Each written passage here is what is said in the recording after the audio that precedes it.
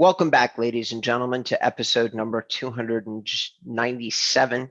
Jonathan Dinwood and I are going to be talking about SEO today. And actually, Jonathan is going to lead the meeting. He's going to ask me some questions about how I set up client websites and basically get everybody ready to perform in search engine optimization, which is a very big topic. But John and I were searching around for stuff to talk about, and this is actually, with a little bit of John's guidance, this is what we settled on. But before we get into it, let's introduce John, and let's do that.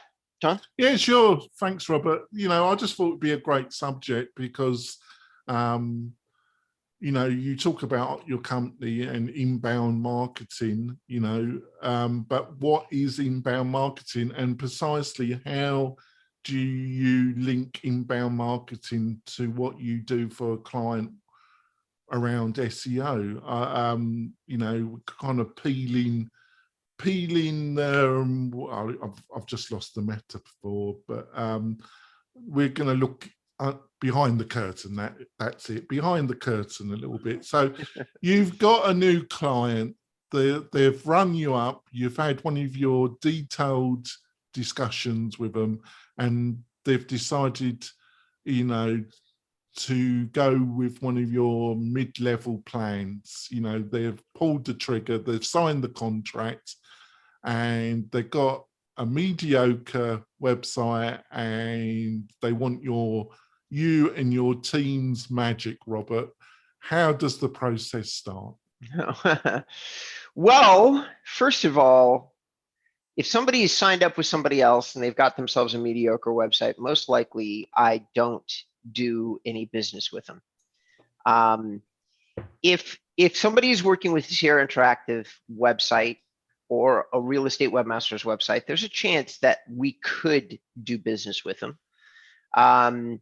Anybody else, we're going to you don't mind me asking, I'm sorry, I'm not being rude to interrupt. Why is that? Is it because they're in a long-term contract, or no. you think they got bad taste? No. So too much of SEO these days is user behavior, and you can't trick Google out anymore. There's no way to do it. What that means, that is a fancy way of saying that, hey, listen, the website that somebody has to buy has to be so intuitively clickable and usable that you just have to stick with a certain number of providers. The only providers out there that really create intuitive, clickable websites right out of the box is us, Real Estate Webmasters, and Sierra Interactive. You do occasionally get somebody that's done enough work on a real estate, Real Geeks website that could also be intuitive and clickable. They're not as cool to work with because their content management system is not very good. Sierra Interactive is, like, on a scale of 1 to 10, is about a 6. Real Geeks is about a 3. WordPress being an 8 or a 9. And you base your platform like you should do, which I totally, because I'm a WordPress geek. You base your platform on WordPress, don't you? Yeah. That's what I do, because and by the way, real estate listeners and viewers, over 40% of websites are on WordPress, and just let that sink in, folks. 40%. There's a reason why it drives 40%. Yeah, it's very tough for people with bigger development budgets. After 10 years of open source development with a team of 100 people, I think it's Fast Type or whatever the company is that is actually the Automatic. There we go. Automatic, the parent company for WordPress, has been doing so many upgrades and work. And by the way, Robert, they have 1,000 people working for them now. Really? Yes. Okay, I didn't know that. Well, they have 1,000 people working for them now, so that makes it tough to compete with. Like, even if you had the budget and the time and the energy to build your own system, you're going to have a hard time catching up to WordPress in terms of features and functionality. And of course, the favorite thing for developers like me to talk about is integrations, which is really one of the things, the superpowers that WordPress brings to the table, is just how many different integrations does it do automatically right out of the box? And the answer is hundreds or thousands. and you can kind of turn WordPress into a customized platform for almost any vertical that you're working in, which makes it a better decision than trying to develop one out of the box. Can we go back to the reason why the like SEO webmasters and the other companies there are interactive? Sure. I think why you wouldn't, is it because you couldn't get the kind of result, the kind of return on investment because they're already doing something similar to what you do? Is that the reason why you want them to engage if they've already got a platform, a website using those two platforms? Well, essentially, so no.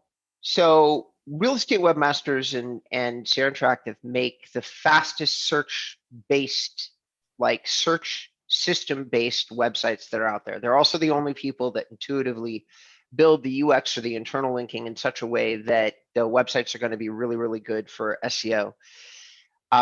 There's a lot that goes into like trying to explain internal linking, but the best way that I can explain it is that Google is reading websites using a program, which you know and I know.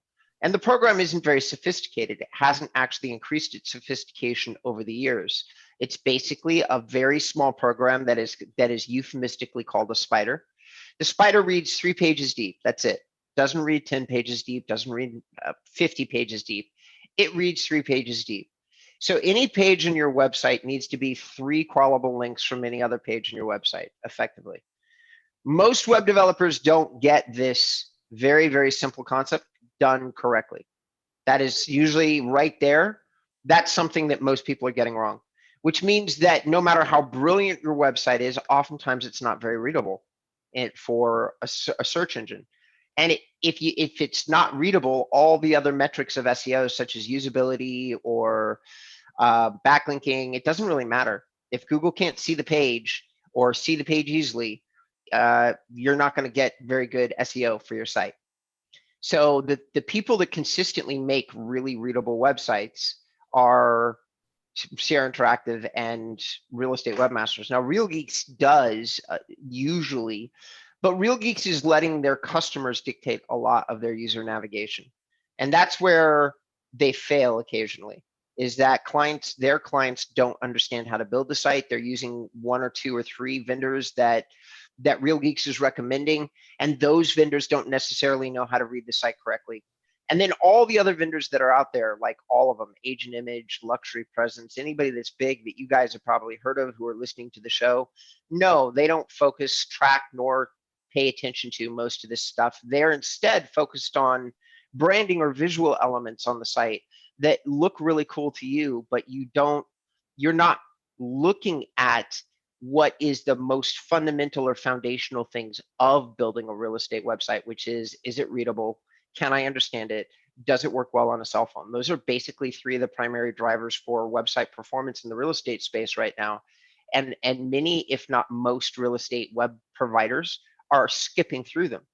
You're not getting those things really properly touched, which means that if you called me, John, and I look at your website, it's going to take me about 2 minutes to turn around and tell you I can't SEO this. So you can't do the existing site, but would you take on that client if they're going to, utilize one? You basically going to do a rebuild? Yeah, I'll rebuild the site, and yes, I would. Right. If they can take on another site, if they can do another contract, yes, I would. Yeah, so that's clear. So what, I'm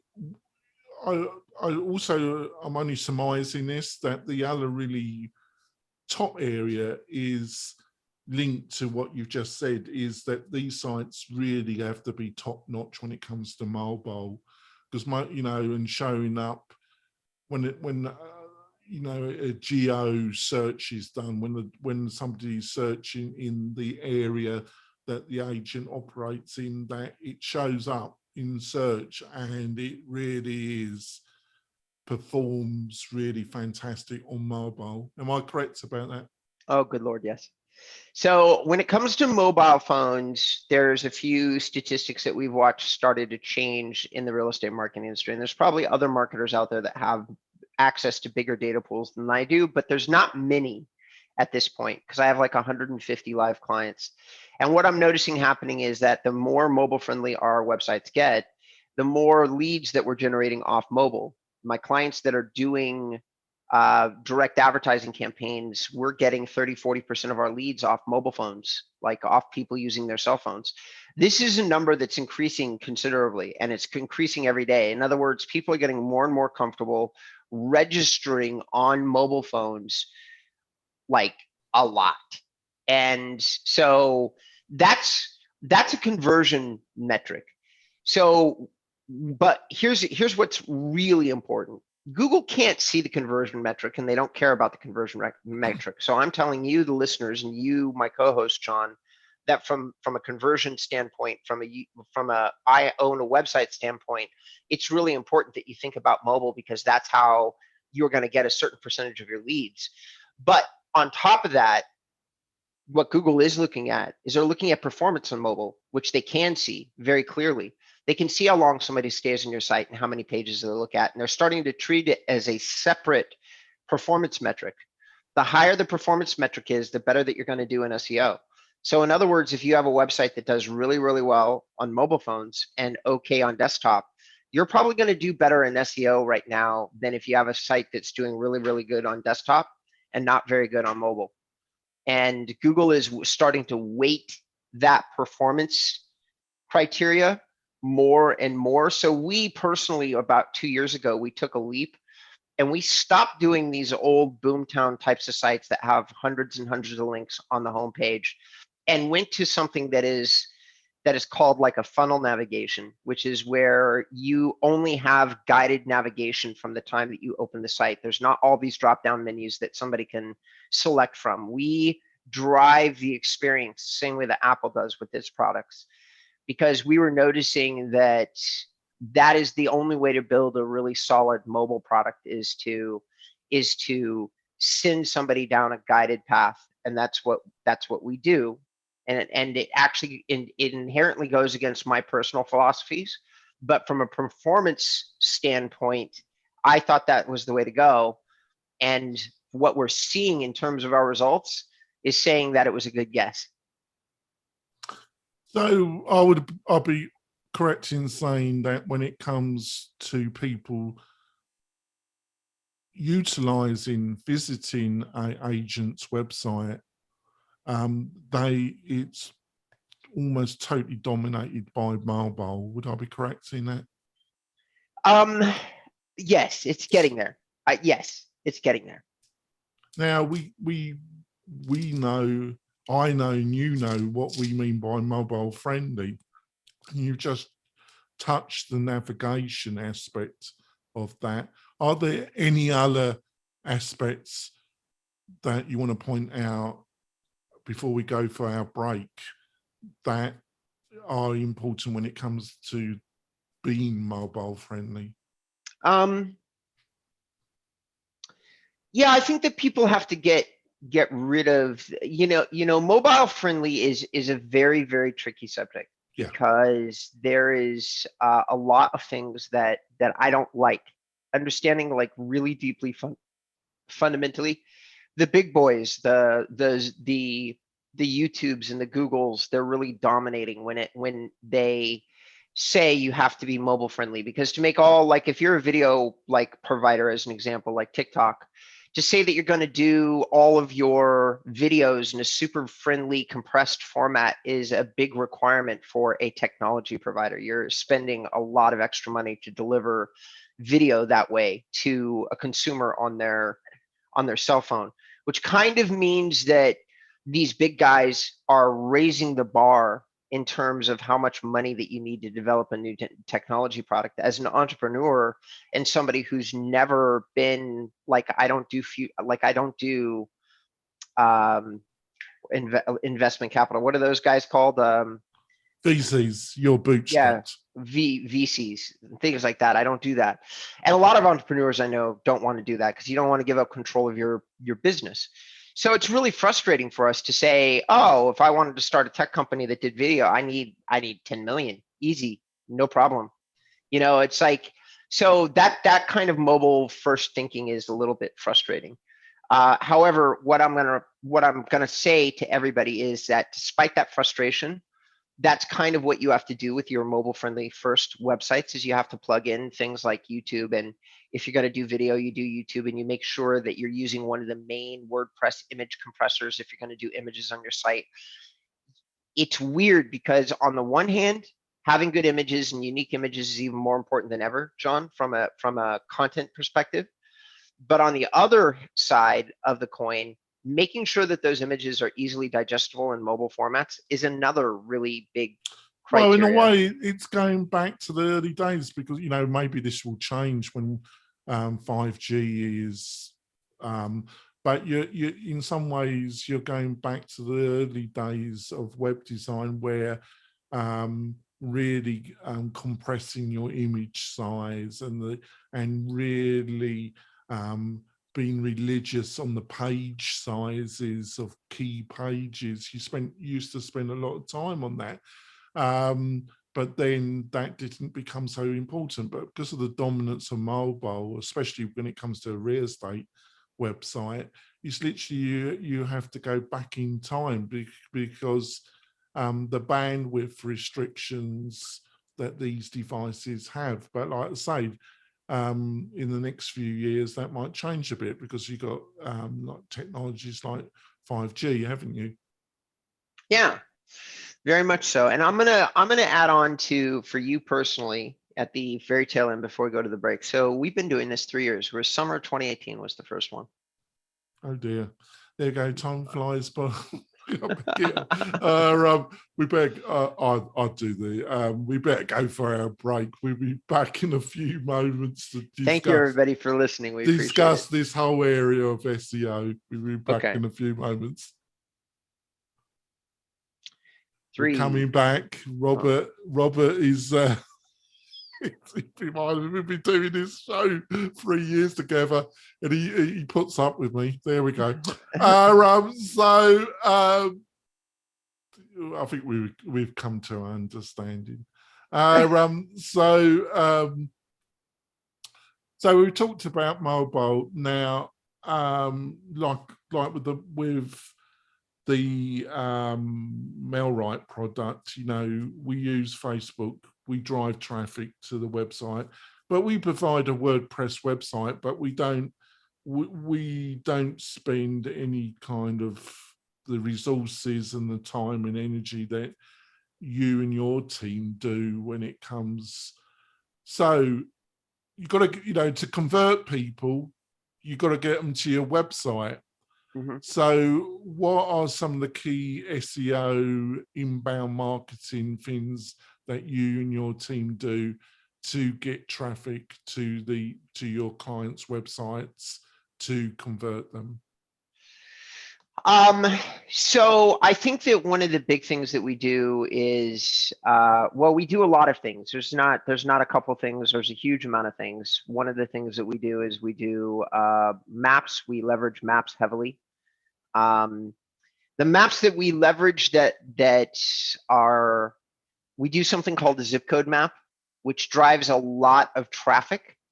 We're almost always on the first page for searches that relate to maps of areas that we're doing in. So like Los Angeles zip code map, or Los Angeles map, that kind of thing is something that we do. And then in terms of other traffic tips that we do, it's always like most of my sites, we're doing blog posts. And the funny thing about blog posts is you say, what is it that you do to drive traffic? Well, unfortunately for the world at large, and fortunately for me, SEO is not simple. So what we have to do before we do anything is we have to do a lot of what's called link building. And even though most of SEO these days is user behavior, there is still a lot of SEO from, like, when you're talking about an out of the box website, like brand new, you do have to have 5-10 good links. You have to have some kind of social shares going on. You essentially effectively have to have like a few hundred links from various places in order to get the initial user-based traffic into the site and start building a site Now, organically. as a follow-through question to what you've just said, would I be correct then that your focus is really, because these are local businesses, they are tied normally to geo area. So would I be correct in is that your focus is on the principles of local search, which is different to regional, to some extent different to regional and national SEO. And what I mean by that is that, like, when it comes, my understanding of effective local SEO is that directories, they mean nothing when it comes to national SEO, but they're making sure that the address, the name of the business, the address is consistently passed around all the kind of trade directories. Moss has a tool that you can buy that helps you with that, plus your Google page and other kind of local SEO factors are the things that you're focused on as well. Am I correct in some of that? Some of it. So we do focus on hyperlocal. It is not a primary focus. It's something that we do because effective local marketing and effective like traditional SEO kind of go hand in hand. And so we do absolutely focus on both. We do both.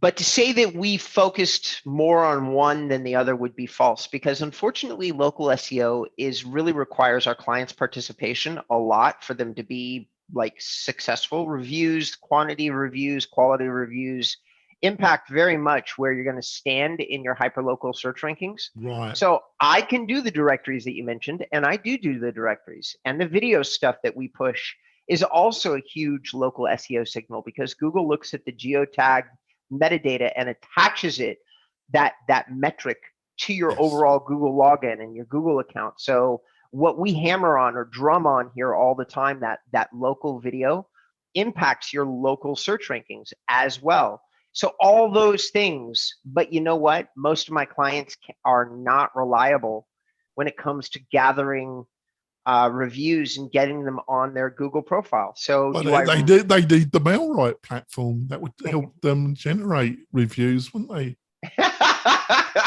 Well done, sir. So Wow, yeah, it's a really nice platform and it all works. So it's up to you. But there we go.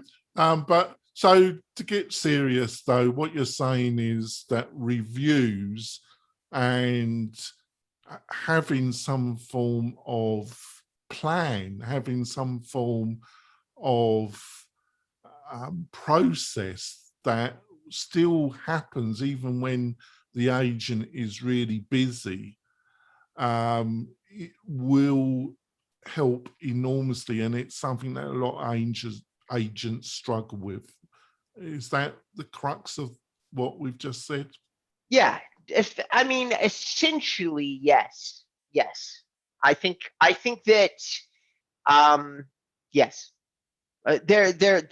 Yes. I'll just never mind. We'll stay there. There's always more to say, more to explain, but basically, yes, you got it right. So it is a factor that a lot of but there are, we've discussed this with various experts in our internal shows.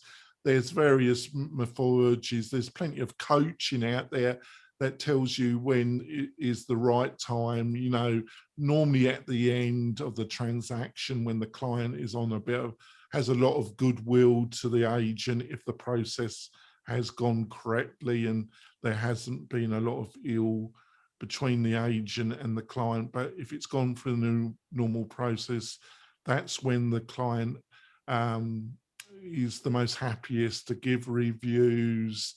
If you can get a video review from the client, normally, if you can, but you need a plan of action to religiously get those and then push them out on the website and to the various platforms that will give you the biggest signals. Would you agree with that? Yes, that will give you the biggest hyperlocal signals. So, and it won't necessarily saying it's the biggest. Listen, here's the thing about signals and all the things that Google does. And I think it's kind of funny because everybody who's listening, John just had the infinite pleasure, and I'm assuming that because I would have had, I would have literally given my left arm to be John this morning. He just had the pleasure of interviewing Rand Fishkin, who's one of the biggest, most respected, notable voices that's ever come out of the SEO community. And he started a company called SEO Moz, which turned into Moz. And so here's the thing. You're talking about these huge voices inside the SEO community, and I'm trying to be one myself. I'm trying to be one that starts and focuses on real estate. Here's what I've noticed. It is a bad idea to talk about or get mixed up in looking at individual signals overly much because Google changes the weight of these individual signals all the time. They've just done it again in the middle of the summer with something that they're calling a Core Web Vitals update, which just means that they're once again moving along, making things like, is your website digestible? How long do people stay on the page? How fast is a page? They're just increasing the value of those ranking signals. That's it. But here's the thing. Of the 200 things that Google looks at on a website, they really have never changed them. Not ever. That's one thing that people don't understand. They still measure the same shit all the time. If you want to know what a standard, consistent, no bullshit, don't have to change it every 5 minutes kind of principle is about SEO, this is the part where we opened up the show. Think about SEO instead as inbound marketing. If you and I do a really good article that we spend a lot of time on, John, and we talk about opening, running, and starting 2 independent, like small real estate marketing companies, there is a very good chance that we're going to create an article that a lot of people are going to want to read because we are experts in that field coming from different parts of that conversation. You from your end there with what you've done with MailRight, me from my end here with what I've done with inbound REM.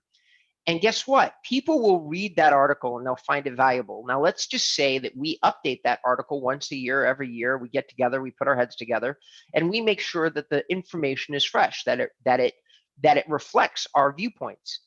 There's an incredibly good chance that that article is going to rank for something like, a real estate marketing company startup. Let's just call it, right? That keyword and many other keywords associated with it will it rank for.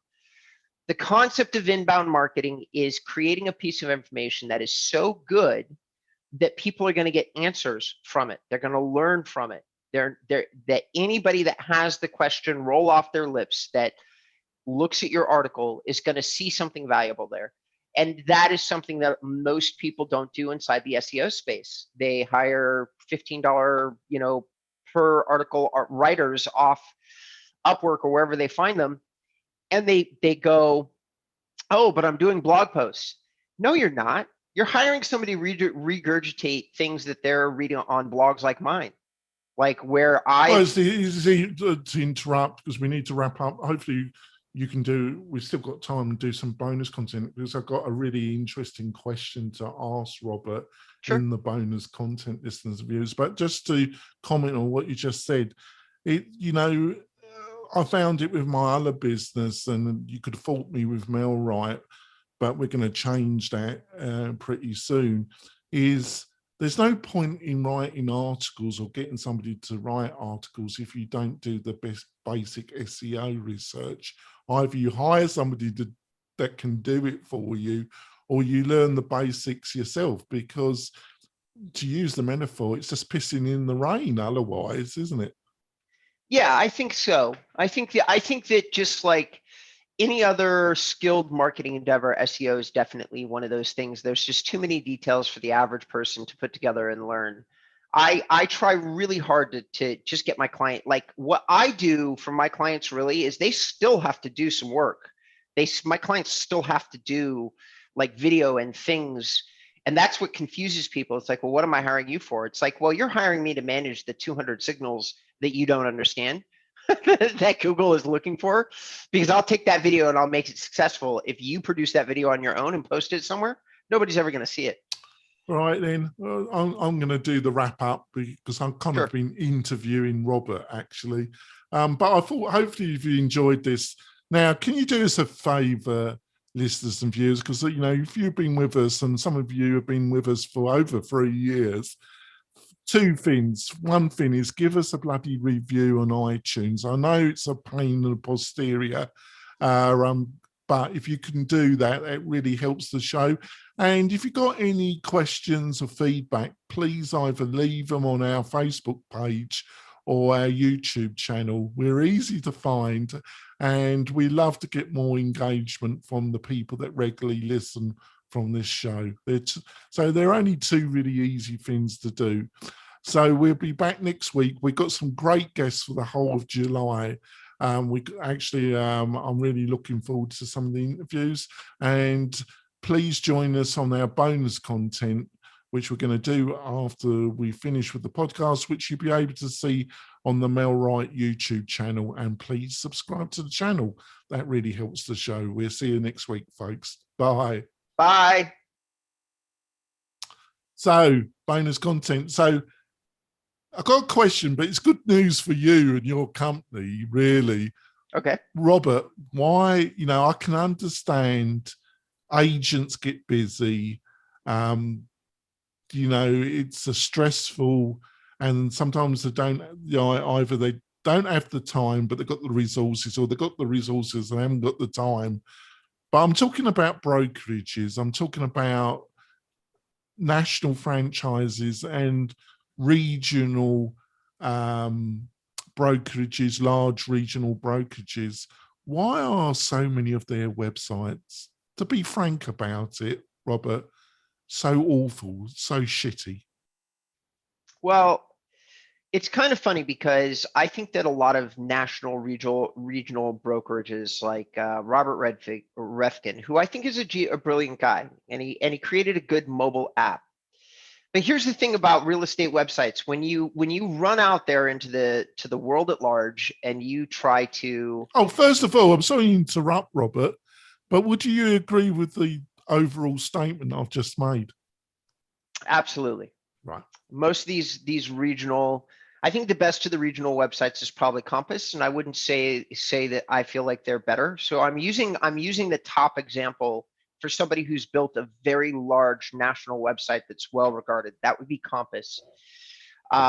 Everybody else, and we could go through them all, like Trulia and Zillow created a cool concept years ago, and they've stuck with that concept, and they've done a better job than any of the regional brokerages have. And all what most of the regional brokerages have done is copy Trulia and Zillow and things like that. So there's nobody out there doing anything original in the space. And here's what I mean by original. Nobody has done anything creative beyond giving people access to home listings. There's no like accessory information that you can find in most of these websites. The only person that I know of that's done a good job is Zillow with Zillow Porchlight, and I doubt that anybody listening to the show even knows what the hell I'm talking about. So how many regional brokerages have you come on your radar? Now, we are talking about 2021 that have not solely a social media manager stroke trainer, but an inbound marketer that actually writes content, good content for the brokerage website, also produces video, plus does the full ticket. How many of them have actually hired somebody on their team that actually really knows what they're doing?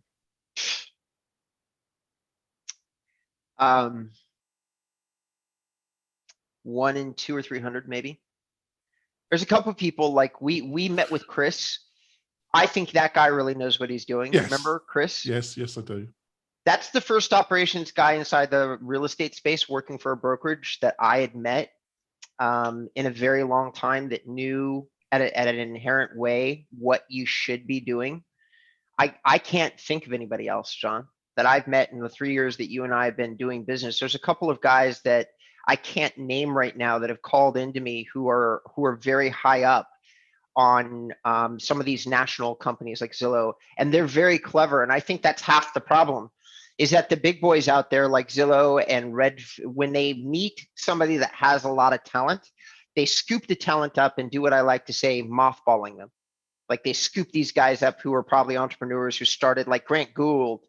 And there's a handful of names that I can give you who are really, really clever guys who constantly you just get offered so much money, you can't say no to it, to these really big national companies. Right. But we're not, to all respect to yourself and that, it's not jet science, and they might not have your experience and some of your key team members' experience, but they can. What I find intriguing in 2021, and I just wondered if if you could throw some light. It's not a lack of budget, isn't it? Some of these regional franchisees and these regionals, they've got the budget to afford to pay somebody a reasonable, good salary and get a reasonable. But I just don't see them doing it. I don't even see them really understanding the fundamentals.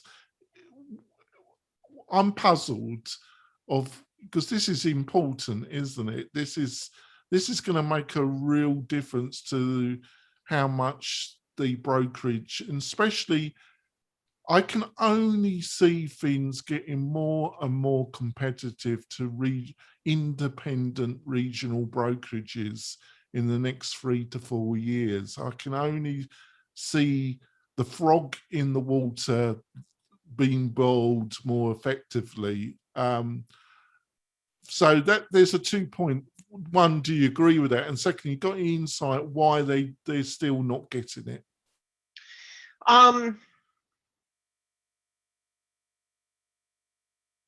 I think that what we're seeing is one of the most effective marketing jobs that's ever been done inside like an industry as big as real estate. I think that most real estate agents and brokers all believe that their success is going to come from systems, because there's such an inherently small level of technical knowledge inside the real estate space. Like most real estate brokers and agents have these stories about how they tried to build a website that they own or done something that's different than hire a national marketing company, and how it failed miserably. And they just decided, so did they pivot and hire somebody onto their staff that understands what to do? No. To be honest, John, are there a lot of people out there for them to hire that do know what they're doing? No. Nobody's getting into real estate and saying, I want to serve like a regional broker because I have a lot of technical knowledge. And even if they did do that, they're going to discover that this particular vertical is surprisingly complicated. And a lot of that complication from a technical perspective comes from the MLS and IDX questions, serving up properties on sites. Yeah, but how, I'm not trying, just to finish off before we wrap the bonus content off.